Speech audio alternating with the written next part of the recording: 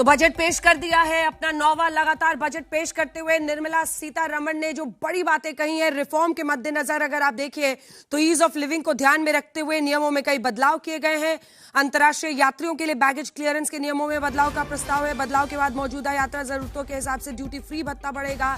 विदेशी यात्रा को कम करने के लिए इसी का साथ टेक्सटाइल क्षेत्र में उन्होंने बढ़े, लेकिन इनकम टैक्स स्लैब में कोई भी बदलाव नहीं किया गया है। लेकिन हाँ, एक बड़ा कदम जो आज उन्होंने अनाउंस किया है, ईमानदार टैक्स पेयर्स जुर्माने की जगह एक तय अतिरिक्त राशि देकर वो मामले का निपटारा कर सकते हैं।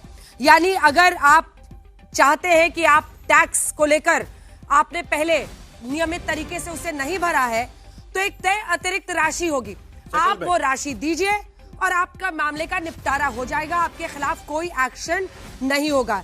इसी के साथ साथ कुछ और भी ऐसे कदम उठाए गए हैं जिसमें डिस्क्लोजर को लेकर अगर आप करना चाहते हैं, ओवरसीज इनकम आपका कोई है जो आप तक आपने डिस्क्लोज नहीं किया है तो आप डिस्क्लोज करके 30% अतिरिक्त टैक्स उस पर देकर आपके खिलाफ फिर कोई लीगल एक्शन नहीं होगा। चाहे आप टैक्स देते रहे लेकिन आपने एसेट डिस्क्लोजर नहीं किया तब भी आप ये कर सकते हैं, आपको वो फायदा मिलेगा। तो अभी तक का अगर ऐसी कोई आपकी संपत्ति है जो विदेश में है, ओवरसीज इनकम है आपका कोई, तो उसमें आप कर सकते हैं। लेकिन 3 बड़ी बातें, सबसे पहले तो यही है कि इनकम टैक्स स्लैब में कोई बदलाव नहीं है।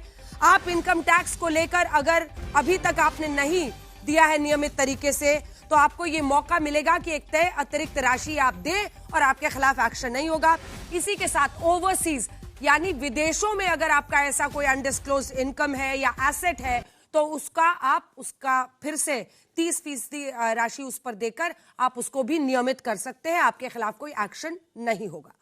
उसके साथ साथ जो नया इनकम टैक्स कानून है वो भी लागू हो जाएगा 1 अप्रैल 2026 से नया कानून भी लागू हो जाएगा। लेकिन उसके साथ साथ मैन्युफैक्चरिंग को लेकर भी बड़ी घोषणाएं इस पूरे बजट पे की गई है। लेकिन सबसे बड़ी बात, इनकम टैक्स स्लैब में कोई बदलाव नहीं किया गया है। अब तक ये माना जा रहा था कि इस बार के बजट पे इनकम टैक्स को लेकर कुछ ज्यादा अनाउंसमेंट नहीं की जाएगी। लेकिन सबसे बड़ी बातें जो निर्मला सीतारमण ने अपने बजट पे कही है वो बायोफार्मा शक्ति 10,000 करोड़ अगले 5 साल में ये इन्वेस्टमेंट किया जाएगा। मैन्युफैक्चरिंग को लेकर बहुत बड़ी बातें उसमें कही गई है। अभी भी जो 12.75 लाख तक कोई इनकम टैक्स नहीं लगता, वो स्लैब बरकरार रहेगा, कोई स्लैब्स में चेंज नहीं किया गया है।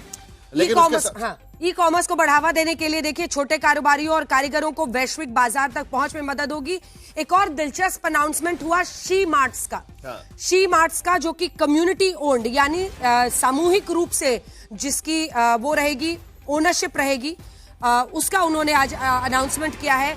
ये बहुत इंटरेस्टिंग होगा कि कैसे कंज्यूमर, लेकिन दूसरी तरफ धड़ाम शेयर बाजार जबरदस्त गिरता हुआ नजर आ रहा है। सुबह से शेयर बाजार ऊपर नीचे हो रहा था, लेकिन उम्मीदें लगता है कि शेयर बाजार को थी। हमारे साथ में मेहमान जुड़ेंगे तो उनसे भी पूछेंगे कि आखिरकार शेयर बाजार में क्या हो रहा है। शेयर बाजार में जबरदस्त हाहाकार। आज की स्थिति में शेयर बाजार की स्थिति अगर हम देखें, रविवार को बजट पहली बार पेश किया गया, 1500 की अंकों की गिरावट सेंसेक्स में, बॉम्बे स्टॉक एक्सचेंज में सेंसेक्स में 1500 1600 अंकों की गिरावट इस वक्त यहां पर चल रही है। निफ्टी की गिरावट भी हम देख लेते हैं कि निफ्टी में भी बजट के बाद शेयर बाजार में जबरदस्त हाहाकार मचा है। जो एक्सपेक्टेशंस इस बजट से थी, क्या वो बाजार को पूरी नहीं हुई है। सेंसेक्स में 1600 अंकों की गिरावट इस वक्त है और उसके साथ साथ निफ्टी में भी लगातार बाजार गिरता हुआ यहां पर नजर आ रहा है। निफ्टी के भीतर धीरे धीरे मुझे लगता है थोड़ा सा ये क्या क्या बड़ी बातें अनाउंस की गई हैं वो अपने दर्शकों को बताएं। 671 पॉइंट्स की गिरावट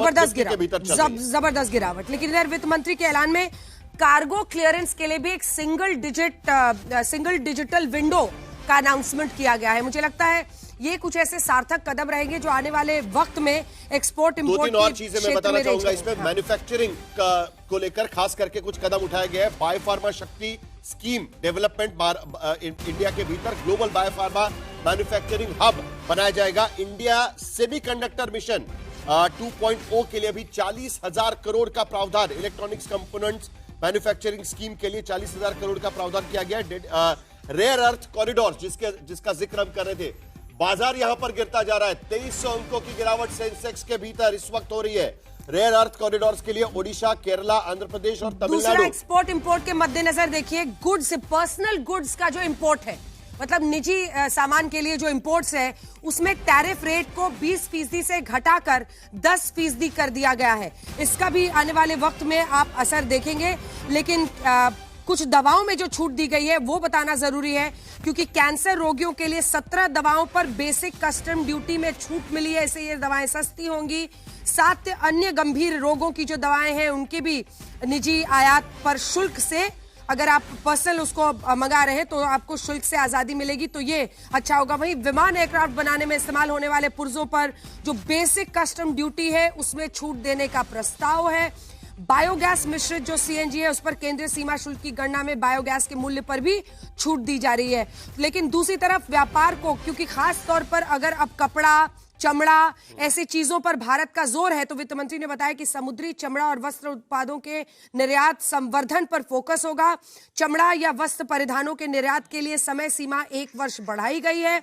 इसी के साथ लिथियम आयन सेल विनिर्माण, ये जो बैटरी वाला है, उसको होने वाली वस्तुओं पर भी जो सीमा शुल्क लगता है उसमें छूट मिलेगी। सोडियम एंटीमोनेट, जिसकी बहुत चर्चा कर रही थी, उस पर भी जो बेसिक सीमा शुल्क है उसमें छूट है। न्यूक्लियर प्रोजेक्ट्स के लिए जरूरी वस्तुओं के आयात पर छूट जारी रहेगी और नाभिकीय संयंत्रों पर भी जो छूट है वो लागू रहेगी। महत्वपूर्ण खनिजों की प्रोसेसिंग के लिए जो जरूरी वस्तु हैं उनके आयात पर भी, यानी उनके इंपोर्ट पर भी छूट मिलेगी। मैट दर को कम करके 14% किया गया है। आपको बता दें, नई व्यवस्था में जो कंपनीज के लिए ये इंपॉर्टेंट है, मैट क्रेडिट को समायोजित करने की अनुमति है। मैट क्रेडिट के जरिए समायोजन कर जो टैक्स पेयर है उनको 1/4 सीमा की अनुमति मिलेगी। 1 अप्रैल 2026 से नहीं होगा कोई और क्रेडिट का कलेक्शन, और मैट दर को कम करके 14% किया गया है। इसी के साथ जो कॉर्पोरेट टैक्स है, कॉर्पोरेट प्रवर्तकों पर लगेगा 22% टैक्स, और उनके लिए 30% टैक्स की घोषणा की गई है। लिकर हो, स्क्रैप हो, खनिज विक्रेता है, उन पर 2% टीडीएस दर। वित्त मंत्री ने इसी के साथ ये भी कहा, जो तेंदुपत्ता है उस पर 5% से घटाकर 2% कर दिया गया है। जो वायदा सौदे हैं उन पर भी एसटीटी को बढ़ाकर 0.05% कर दिया गया है। लेकिन शेयर बाजार में लगातार गिरा है, भारी गिरावट है, जबरदस्त गिरावट। आंकड़े यहां पर देख सकते हैं हम, निफ्टी में भी लगातार गिरावट चल रही है। जैसे ही निर्मला सीतारमन का बजट स्पीच खत्म हुआ, करीब 1.5 घंटे का स्पीच खत्म हुआ, आप आंकड़े देखिए यहां पर। और हमारे साथ भोटानी साहब इस वक्त जुड़ रहे हैं। शेयर बाजार में जो हाहाकार है उस पर जल्दी से एक रिएक्शन वहां से, क्योंकि न सिर्फ सेंसेक्स, एनएसई दोनों में गिरावट है, सोना चांदी सबकी कीमतों में जबरदस्त गिरावट है। गोता, क्या हो रहा है? जी, सबसे बड़ी जो गिरावट आई है वो मार्केट की निफ्टी में आई है। जो सिक्योरिटीज ट्रांजैक्शन टैक्स होता है जो आप अपने प्रॉफिट बुकिंग पे देते हैं, उसको बढ़ाकर 0.15% कर दिया है 0.1% से। काफी ट्रेडर्स के लिए ये बैड न्यूज है। जो प्रमोटर्स को एडिशनल टैक्स देना पड़ेगा बायबैक्स के ऊपर। अगर वो अपने शेयर्स को वापस खरीदते हैं बायबैक्स के रूप में, तो उस पर भी एडिशनल टैक्स लगेगा। लेकिन जो सबसे बड़ी बात आएगी वो आएगी एसटीटी ऑन फ्यूचर्स। अगर आप फ्यूचर पे बेट लगाते हैं कि स्टॉक बढ़ेगा घटेगा, उस पे भी टैक्स बढ़ा दे। तो तीनों तरफा निर्मला सीतारमन ने अपना रेवेन्यू अप करने के लिए ये टैक्स बढ़ाया है, लेकिन डेफिनेटली ये मार्केट्स को पसंद नहीं आई। तभी अब देखते हैं भारी गिरावट आ रही है सेंसेक्स में, निफ्टी में, बैंक निफ्टी में और बाकी अदर इंडिसेस में भी। इसलिए अभी नेगेटिव रिएक्शन है, लेकिन इवेंचुअली मार्केट इसको एडजस्ट करेगी और बाद में इस पर रिएक्ट भी करेगी। नहीं, लेकिन जो उम्मीद की जा रही थी, रिफॉर्म बजट जो कहा जा रहा था, एक स्टेबिलिटी के लिए यह बजट पेश किया जा रहा है, यह कहा जा रहा था, क्या मार्केट की उम्मीदें कुछ और थी? सिर्फ सिक्योरिटी ट्रांजैक्शन टैक्स और फ्यूचर पे आप बेट लगाएंगे तो टैक्स लगेगा, सिर्फ इसी आधार पर अगर मार्केट गिर रहा है? उसके अलावा भी तो कुछ चीजें होगी। कौन से सेक्टर से वो सबसे ज्यादा गिरावट देख रहे हैं? क्योंकि कई सारे अनाउंसमेंट्स किए गए, फाइनेंस कमीशन की रिपोर्ट एक्सेप्ट की गई है, बैंकिंग के लिए नया रिपोर्ट उन्होंने एक्सेप्ट किया हुआ है। हाँ। जी बिल्कुल। देखिए, एक्चुअली क्या होता है, मार्केट्स अभी फिलहाल के लिए वो अब्सॉर्ब कर रही है जो उनके लिए रिलेटेड है। जैसे मार्केट्स को अभी सिक्योरिटी ट्रांजैक्शन टैक्स एक बहुत ज्यादा एक सेंसिटिव मुद्दा होता है जो मार्केट्स को पसंद नहीं आता अगर उस पर कोई हेवी टैक्सेशन कर जाए, क्योंकि जो भारत के ट्रेडर्स हैं वो डेफिनेटली अपने प्रॉफिट्स के ऊपर जो टैक्स देगा वो बिल्कुल उसको पसंद नहीं करेंगे। इसलिए फिलहाल के लिए जो अभी आप वाइप आउट देख रहे हैं, गिरावट देख रहे हैं, वो उसी का नतीजा है। क्योंकि मोर एंड मोर जिन लोगों ने अपनी बेट्स ली हुई थी कि सर्टेन सेक्टर्स पे अच्छे अनाउंसमेंट्स आएंगे, वो नहीं आई है। जैसे हम एक्सपेक्ट करते हैं कि डिफेंस उसमें भी अच्छे अनाउंसमेंट्स आएंगी।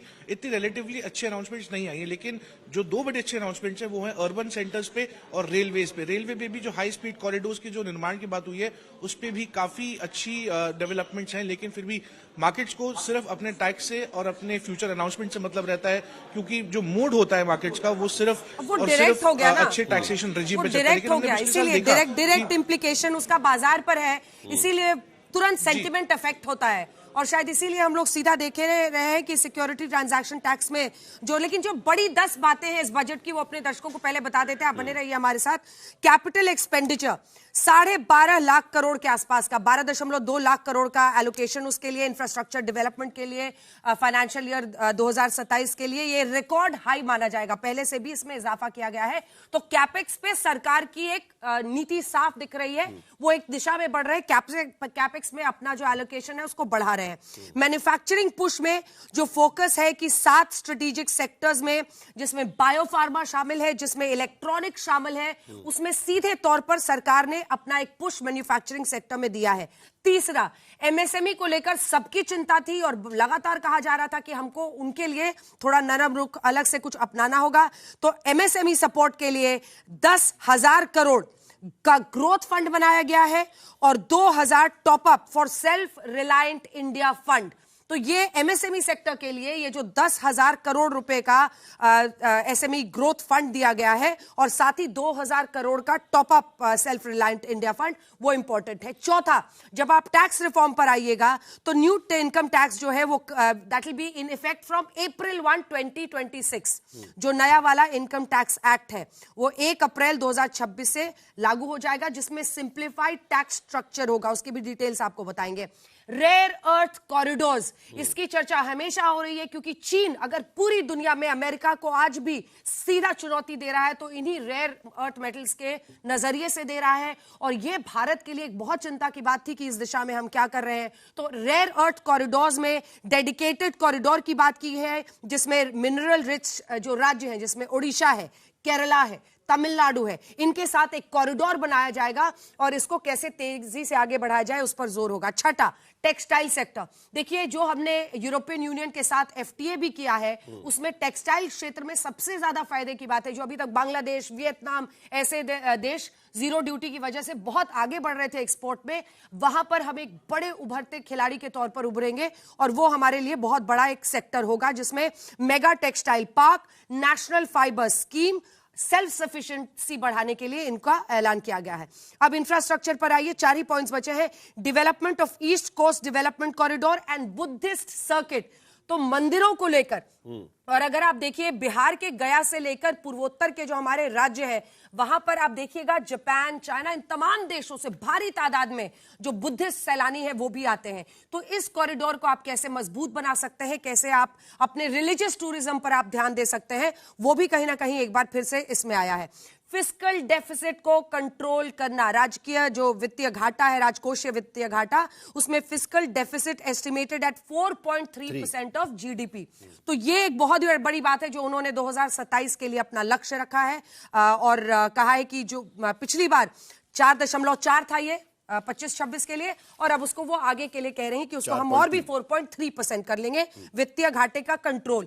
जीएसटी रिफॉर्म जो सरकार ने पहले ऐलान किया, GST 2.0 proposed with 2 rate structures of 5 and 18%, और इसी के साथ हेल्थ केयर में 10,000 करोड़ एलोकेटेड फॉर बायोफार्मा शक्ति टू में कर उनके लिए क्या कर रहे हैं वो भी काफ़ी अच्छा था। और टैक्स में कई जो चीज़ें थी जो पहले से जो कई चीज़ें जो रेस करी जा रही थी सिंप्लीफिकेशन के लिए, वो भी उन्होंने काफ़ी हद तक सॉल्व किया। रेयर अर्थ मिनरल और कैपेक्स बढ़ा दिया है, इस ओवरऑल इसको किस तरह देखते हैं? एक्सपोर्ट को लेकर भी काफ़ी फोकस है। एक्सपोर्ट पे फोकस है, रेयर अर्थ पे फोकस है, कैपेक्स भी 1 लाख करोड़ से बढ़ाया है, तो वो भी बड़ा अच्छा है। क्योंकि पहले भी अगर आप पहले से देखें तो 11 लाख करोड़ भी बहुत नंबर था।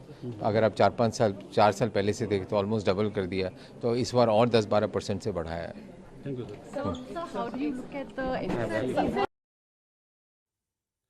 तो निर्मला सीतारमण के इस बजट में उसके साथ साथ इंफ्रास्ट्रक्चर पर भी कहीं ना कहीं फोकस यहां पर साफ नजर आ रहा है। 20 नए नेशनल वाटर वेज की घोषणा वहां की गई है, अगले 5 साल में यह तैयार किए जाएंगे। उसके साथ साथ 7 हाई स्पीड रेलवे कॉरिडोर्स भी बनाया गया है, जिसमें मुंबई से लेकर दिल्ली तक तमाम बड़े शहर एक दूसरे के साथ जोड़े जाएंगे, हाई स्पीड रेलवे कॉरिडोर्स। और सबसे बड़ी बात और एक चीज, जो अर्बन इंफ्रास्ट्रक्चर की बात की जा रही थी टियर 2 और टियर 3 सिटीज के लिए, एक बार फिर टियर 2 टियर 3 सिटीज के अर्बन इंफ्रास्ट्रक्चर के ग्रोथ के लिए, डेवलपमेंट के लिए ज्यादा ध्यान दिया गया, क्योंकि वहीं से एम्प्लॉयमेंट जनरेशन कहीं ना कहीं हो सकता है। सरकार को लगता है कि यहीं पर फोकस करना इस वक्त जरूरी होगा। अंजना, चलिए जल्दी से जो खास मेहमान यहाँ पर जुड़े हैं कि एक प्रतिक्रिया शुरुआती ले लें सबसे। समृद्धि बजाज हमारे साथ जुड़ रही हैं, ये फाउंडर और सीईओ हैं एक ईश्वर की। ये इसके जरिए कैसे धार्मिक पर्यटन को बढ़ावा दिया जाए, वर्चुअल पूजा भी इनका साइट कराता है। तो स्टार्टअप के नजरिए से युवा क्या सोचते हैं उस पर चर्चा करेंगे।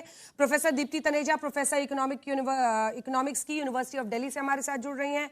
प्रोफेसर बिजॉन मिश्रा हमारे साथ जुड़ रहे हैं। अश्विनी महाजन जी इकोनॉमिस्ट जुड़े हुए हैं। गोपाल केडिया जी डायरेक्ट टैक्स, इनडायरेक्ट टैक्सेस और जीएसटी एक्सपर्ट के तौर पर। आशुतोष हमारे साथ लगातार बने हुए हैं। सबसे पहले मैं आपके पास आ रही हूँ, टैक्स में कुछ भी डायरेक्टली तो नहीं हुआ, आप क्या समझाएंगे हमारे दर्शकों को? अगर किसी चीज पर उनको 25,000 रुपया चांदी गिर गया है, 3,560, बोलिए। प्री बजट डिस्कशन में अंजना जी मैं बता रहा था कि वन टाइम डिस्क्लोजर स्कीम की मैं बात कर रहा था कि वो आ सकती है, तो उसी डायरेक्शंस में फॉरेन एसेट्स डिस्क्लोजर स्कीम आ गई है।